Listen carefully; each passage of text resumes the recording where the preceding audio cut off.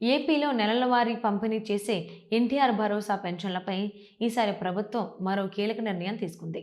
ఈసారి ఫిబ్రవరి 1న పంపిణీ చేయాల్సిన పెన్షన్ల విషయంలో కీలక ఆదేశాలు ఇచ్చింది.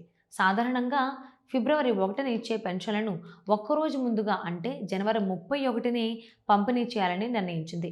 దీంతో అధికారులు ఆ మేరకు సచివాలయాలకు పెన్షన్ల నగదు మొత్తాన్ని జనవరి 30నే పంపేందుకు ఏర్పాట్లు చేస్తున్నారు. రాష్ట్రంలో ఈసారి కూటమి ప్రభుత్వం వార్షిక బడ్జెట్ను ఫిబ్రవరి 1న అసెంబ్లీలో ప్రవేశపెట్టబోతోంది.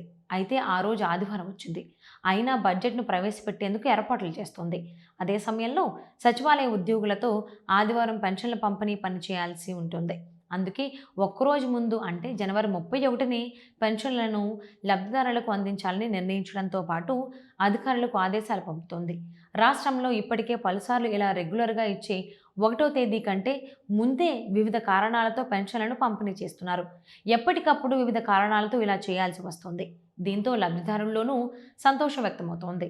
సాధారణంగా కార్పొరేట్ సంస్థలు ఇలా నెల 1వ తేదీ కంటే ముందే ఉద్యోగులకు జీతాలు జమ చేస్తుంటాయి. కానీ ప్రభుత్వ పథకాలు మాత్రం సకాలంలో ఇస్తే గొప్ప అనే పరిస్థితులుంటాయి.